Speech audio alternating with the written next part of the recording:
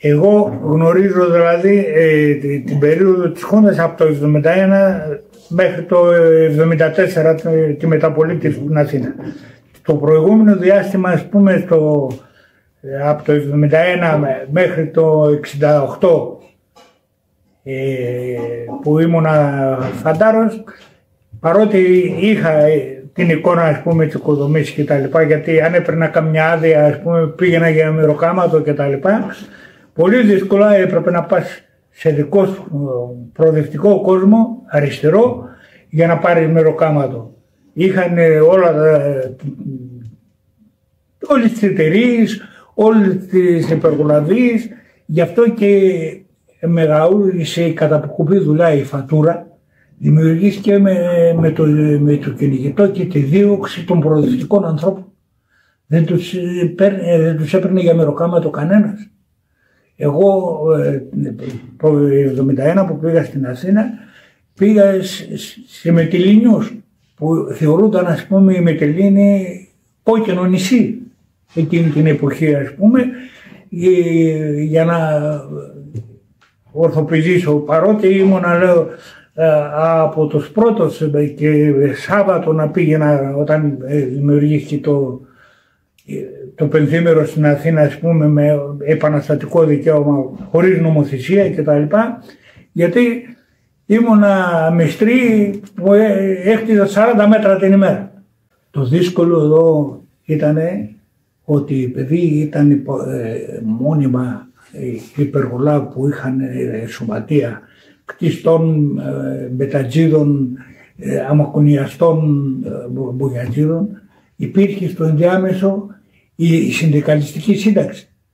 Ότι άμα είχε 3 θητείες ο άλλος πρόεδρος ή γραμματέας, έπαιρνε την αμοιβή. Ήταν γάγκρινα στο εργατικό κίνημα αυτή η περίπτωση για να τους σπάσεις εύκολα. Αυτοί που ήταν στα σωματεία δεν δεχόταν με τίποτα, ας πούμε, να υιοθετηθούν, ας πούμε, να καταργηθεί αυτή η μέθοδο. Του Λικαρδόπουλου τα σωματεία εννοείς? Και τα υπόλοιπα της επαρχίας. Ναι. Σε όλες τις πόλεις. Δηλαδή εδώ που ήρθαμε μέσα στο 1981 είχαν κάστρα.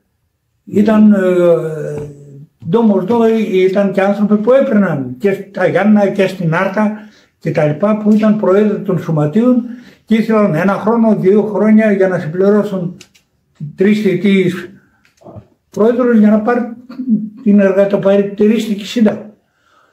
Αφού υπήρξε αντίδραση όταν εγώ, ας πούμε, στο δεύτερο συνέδριο της Ομοσπονδίας Οικοδόμων έβαλα ζήτημα, λέω, ψηφοφορία όσοι είμαστε αντιπρόσωποι εδώ και είμαι στη δημιουργία των σωματείων και των συνδικάτων, δεν θα κάνει κανένας χρήση για εργατοπατερίστικη σύνταξη. Να φύγει γάγκρινα αυτή από τους άλλους, είσαι πρόεδρος γιατί περιμένει να πάρει τη σύνταξη. Κυκλοφορούσε έντονα στους άλλους ανθρώπους. Είσαι πρόεδρος γιατί θέλει να συμπληρώσει, να πάρει σύνταξη παραπάνω. Εμείς δεν μπορούμε να βάλουμε τα ένσημα να πάρουμε και εσύ θέλεις διπλή σύνταξη.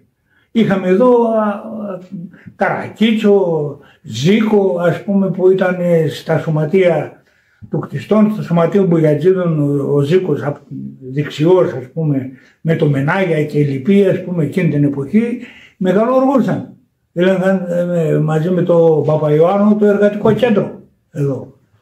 Για να πάρουμε το εργατικό κέντρο εδώ να ελέγχεται από ταξικές δυνάμεις, τραβήξαμε κουπί. Δεν πείθονταν ούτε οι εργαζόμενοι, ας πούμε, γιατί αυτοί ρυθμίζαν τα πράγματα.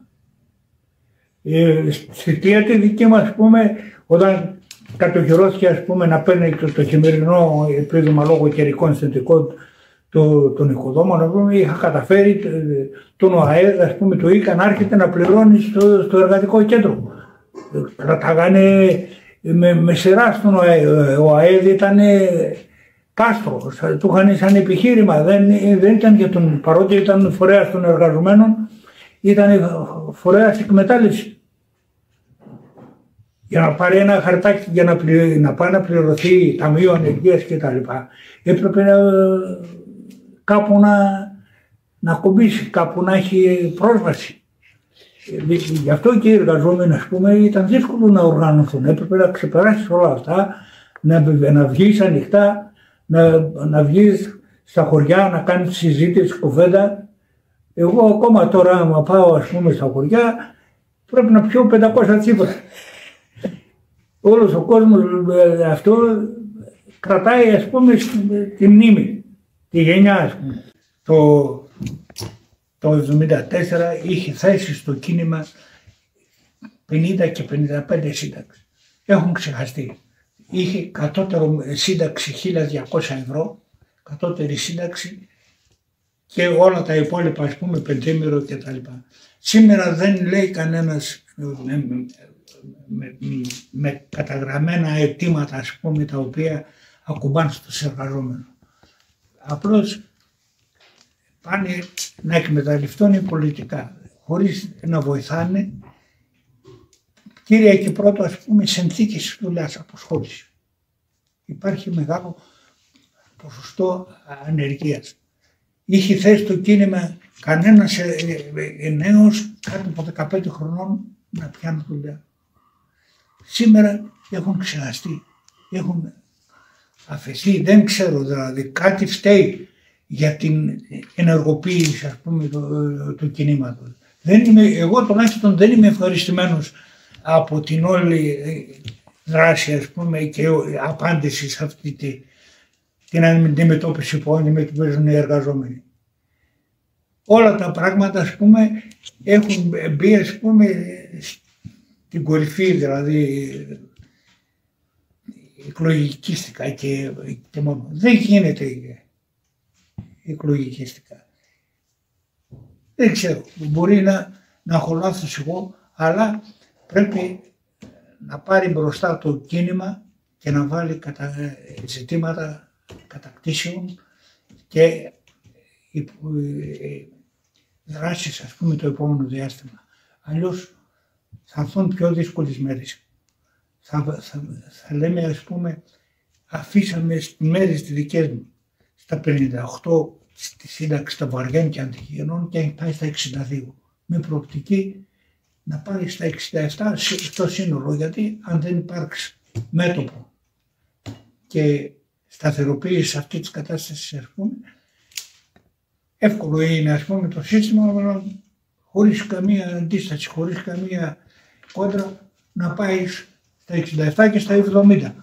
Μερικές αλήθειες. Ότι στο κίνημα μετά τη συγκυβέρνηση του 89 δεν βαδίζουν καλά τα πράγματα. Υπάρχει δυσαρέσκεια, ας πούμε, διαχωρισμός του κόσμου, τον έχουν μπερδέψει τον κόσμο, δεν απαντάνε, ας πούμε, στις κέρυες ανάγκες που αντιμετωπίζουν ο κόσμος. Η μεταφορά του πολιτικού σε συνδικαλιστικού αντικείμενο είναι μεγάλη ικανότητα και μεγάλη δεξιοτεχνία. Δεν μπορεί δηλαδή να τα δέσουν όλος ο κόσμος, όλοι οι συνδικαλιστές με το εργατικό, με το πολιτικό ζήτημα. Εκεί είναι η μαεστρία. Αν καταφέρεις δηλαδή να καταγραφείς στη συνείδηση των εργαζομένων, τότε μπορεί να τους πας τους εργαζόμενους μέχρι έξω από τη Βουλή. Αν όμως δεν έχουν πιστεί ότι εσύ που μιλάς είσαι από το δικό τους κορμί, σήκω και φεύγα. Δεν καταφέρεις τίποτα.